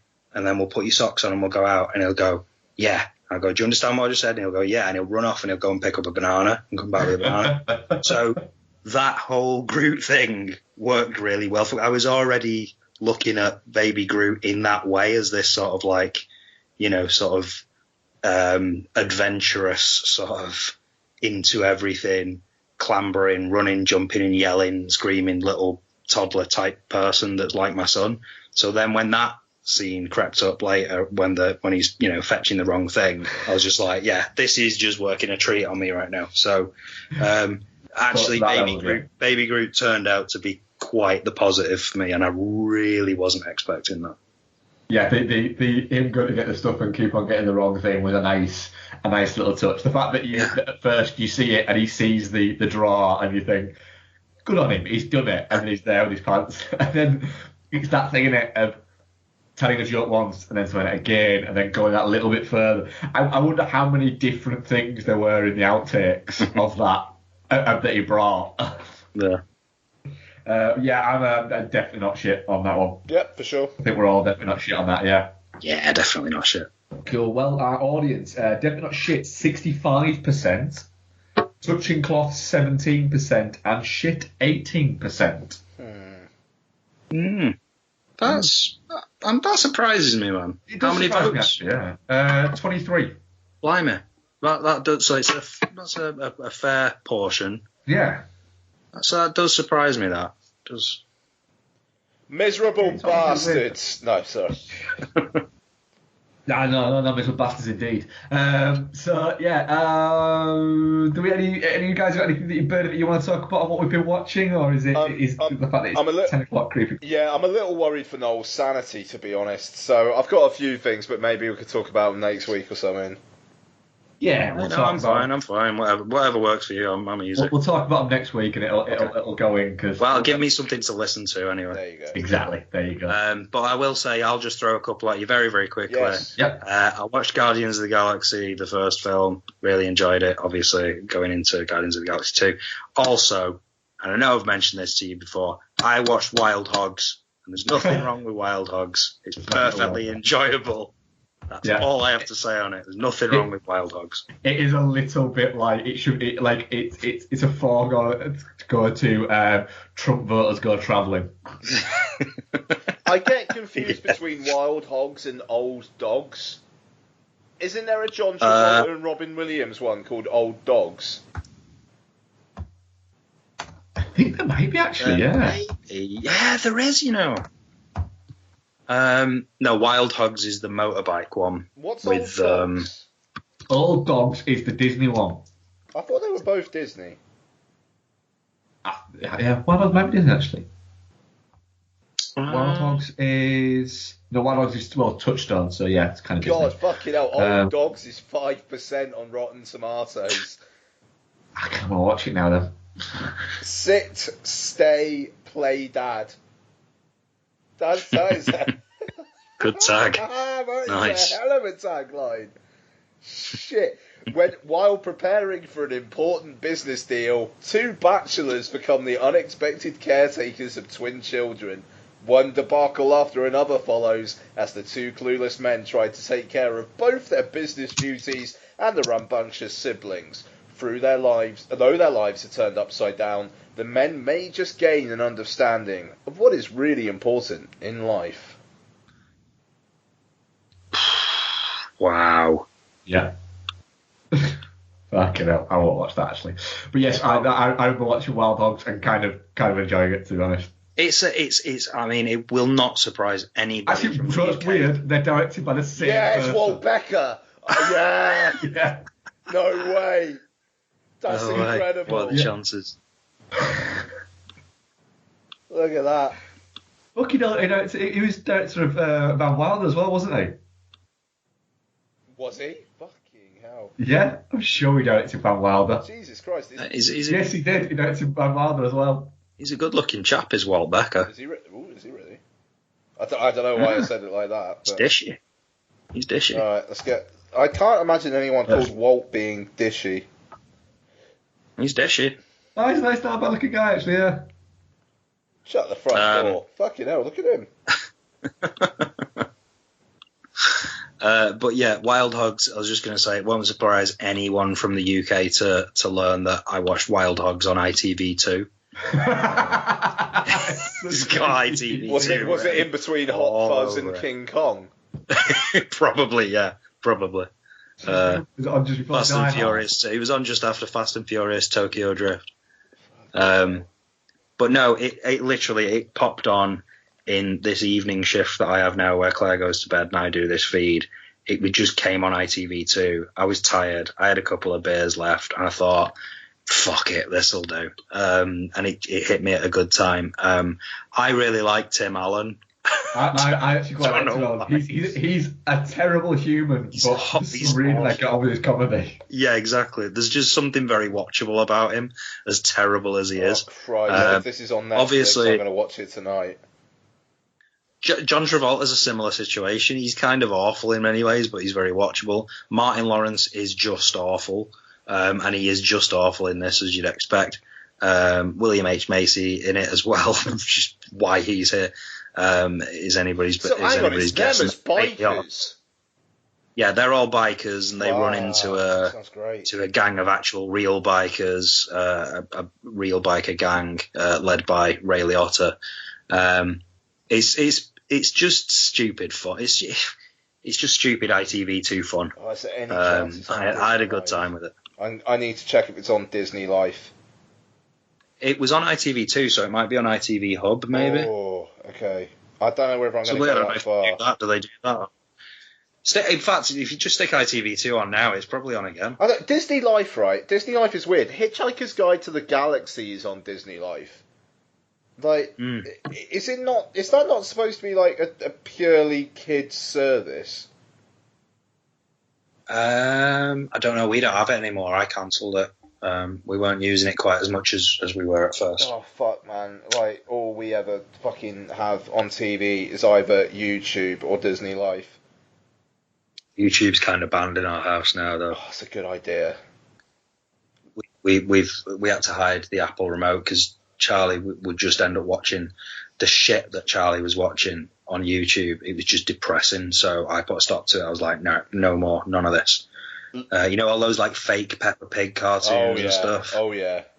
God, fake like Spider-Man and Hulk stuff. I came in one day and he was watching this weird thing with Spider-Man jumping around on a space hopper with the Hulk, and I was just like, right, this is over now. No more unofficial bullshit Marvel properties in this house. So yeah, YouTube is gone. Lottie would murder me in my sleep if I did that. Fucking Willow is on Disney Life.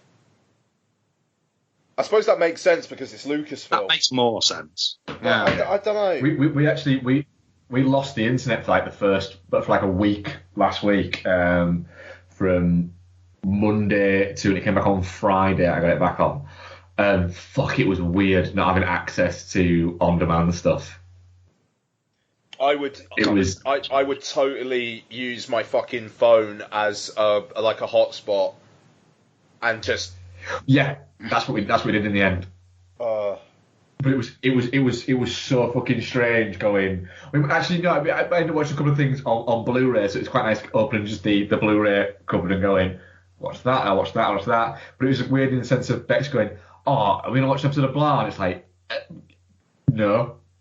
Oh, why? It's like, she's like, oh, fucking fuck. It's funny because I was reading an article today about it was kind of a misleading headline actually. Yes, I read that. Yeah. So the story about there's going to be changes to the law that will make people who stream well, the headline was that people who stream code using Kodi boxes could be facing 10 years in jail. As it turns out, it was a hugely misleading headline. And actually, it's just, there's going to be a change in the law where people are clamping down on, the government is clamping down on the use of Kodi.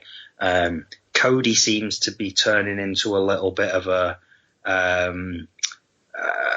bad word, like, almost like video nasties. It's becoming a little bit of the buzzword that everybody all of a sudden we've got to start clamping down on Kodi. Meanwhile, people are torrenting like fuck, and nobody seems to be doing very much about that. Well, I think it's because the Kodi boxes now are so easy to get hold of. And there's been people selling them preloaded. And absolutely, I totally get that. It makes sense. But if we are moving, what sort of it had me thinking about is that I feel that we are now ready. Like if downloading torrents and Kodi boxes and all that stuff gets taken away, I'm okay. Like, let's just move on. Well, let's just pay for. I'm okay. Let's pay for things now. It's okay. Yeah, we've stopped it. We've got everything. Well, my thing with I do still torrent a couple of TV shows. That's because I don't have Sky Atlantic and I don't have Amazon Prime. But you know what? If those options, I've thought many times about getting Amazon Prime. If there's a way for me to pay for a TV show like Billions, which is on Sky Atlantic, or Game of Thrones, which is on Sky Atlantic, I'll just pay for it. Now TV, $5 a month. Now TV. Is that yeah? But do you get access to Billions and all that? Sky Atlantic shit. As long as you get live Sky Atlantic, or there's catch-up shit. Yeah. Right. Fucking hell. And there's now TV. There's an Apple TV app, isn't there? Yeah, hell yeah, there is. We use it quite a lot. Oh, right. Yeah, that's the thing is, I don't on that much. I'll occasionally think, but usually it's not.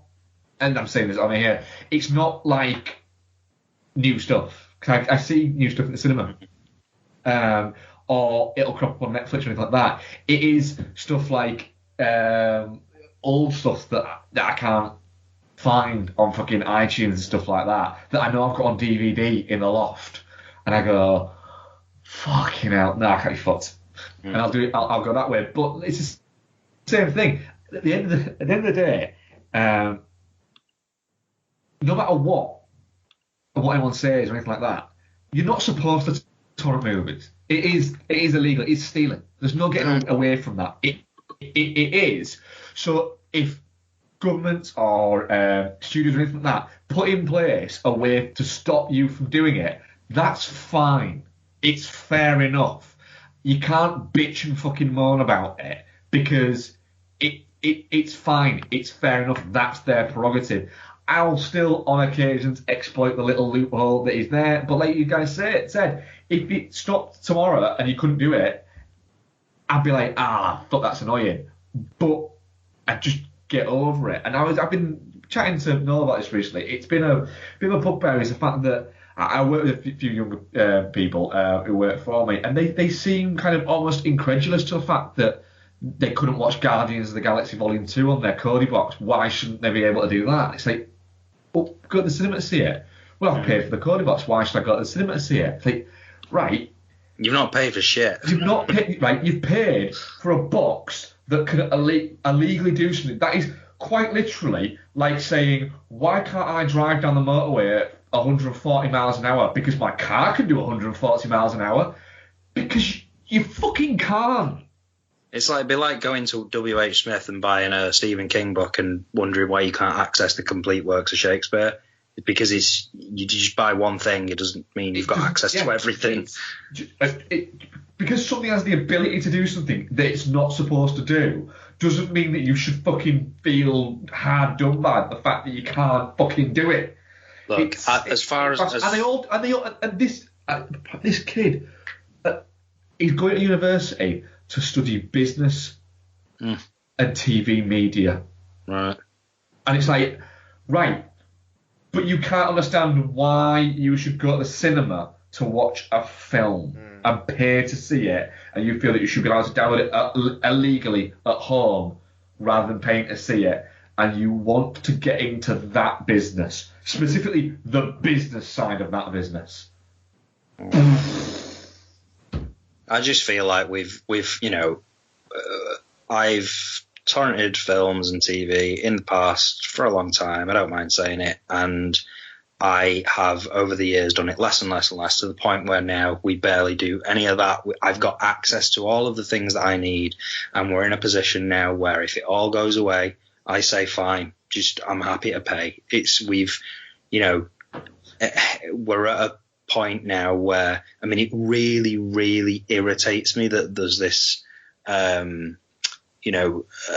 what's the word? This feeling of you deserve to have access to all this stuff. Netflix is £6 a month. A month. £6 a month. You can't you can't buy 2 pints of beer for £6 a month. Nope. And the amount of stuff that's on there. Likewise, Amazon Prime, likewise, Now TV. We've got access to all this stuff. A really affordable, really accessible, in a really affordable, really accessible way. It's time to stop feeling so fucking entitled and just pay up. It's fine.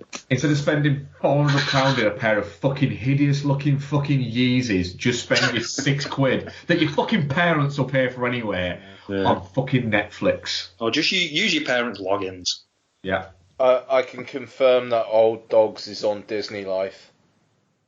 As is Condor Man.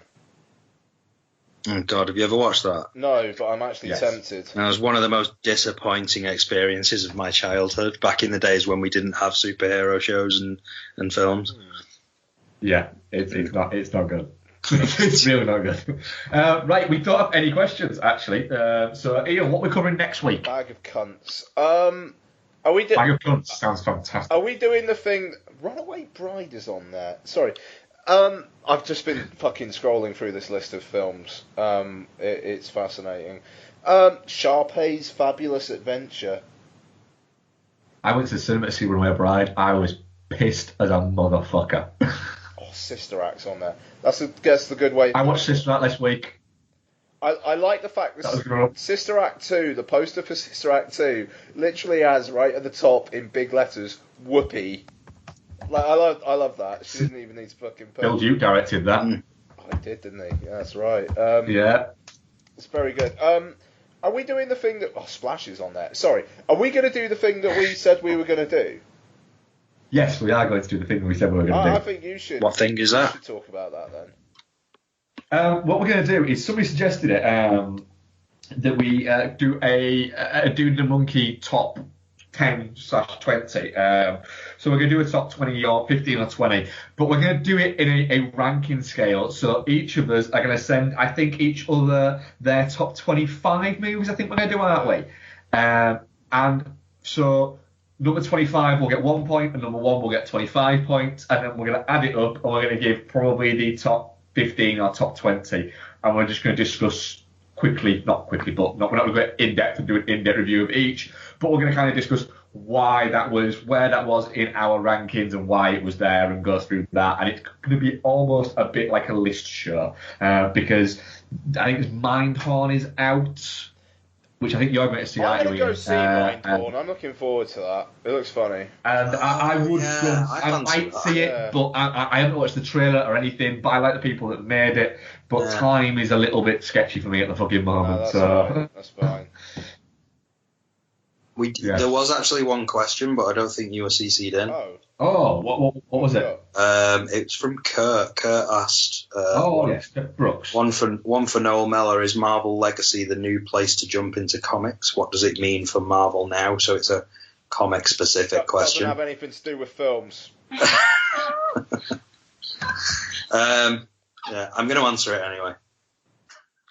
Right, that's it from Noel. Good night, Noel. Thanks for joining us.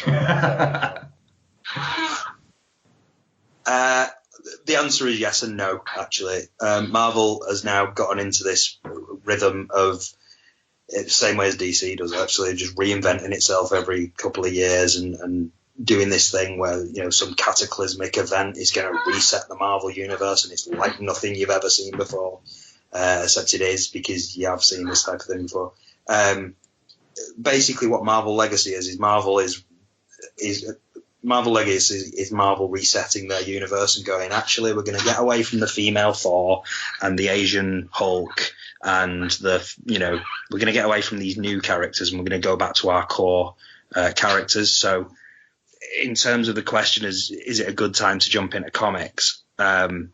Any time's a good time to jump into comics, but not necessarily with anything new. If you want to get into comics, go old. If you want to get into sort of, comics at the most basic level and you want to check out Marvel, then go to the Marvel Ultimate launch. So Ultimate Spider-Man, the Ultimates, which is essentially the Avengers. Go for that type of thing, Ultimate X-Men. That was kind of Marvel doing a reset a few years back, and I've read a lot of recent Marvel stuff in an attempt to try and reconnect with newer Marvel stuff, and it's really not worked for me. The quality of Marvel comics at the moment isn't very good, I don't think. So yeah, it's not a film related question, but I'm not really interested in Marvel Legacy. There's too much out there that I've not read to bother with the new stuff. So fuck it. Cool. Right, so that was episode 100, wasn't it? It's 200. 206. Thank you very much, Noel, for joining us. We'll have you on, I'm sure, before... what's the next one? Is it Thor? Spider-Man. Thor. Yeah. Spider-Man. It's only July. Yes. It's fucking May now. He'll be back on in no time. Yeah, back in a couple of months' time. So thank you very much for coming on and joining us for Guardians of the Galaxy. Anything else to add, Ian? I can confirm that the Lizzie McGuire movie is available on Disney Life. As is the live-action Jungle Book from '94 with Jason Scott Lee, which I've never seen. Oh, no. Stephen Sommers directed that thing. Fuck, man, Yeah. I might have to do that. Right, and on that note, at Dude and the Monkey, dudeandthemonkey.com, at Ian Loring, at FilmRant, at DudeForce. Thank you very much for listening, and we shall speak to you next week. Goodbye. Bye-bye. The Cheetah Girls and the Cheetah Girls 2. What the fuck are these? Don't. Isabel was the age where occasionally the Cheetah Girls had to fucking go on until I went, no, not anymore. Yeah, okay, that totally looks like... Yeah, no, fair enough. Disney Life, it's the gift that keeps on giving, guys. $4.99 a month. The Bears and I... That's not Clint Eastwood, is it? Who the fuck's that now? Who the fuck is that? It's not Clint Eastwood. I can confirm it's not Clint Eastwood. A young Vietnam War veteran seeking peace and quiet in the northwest wilderness finds himself a stepfather to three mischievous but lovable bears in the middle of a land struggle between Native Americans and the US government. Well, that's a Disney film. That's Disney's The Bears and I. This is the gift that keeps on giving. Good night, everyone. Good night. Good night.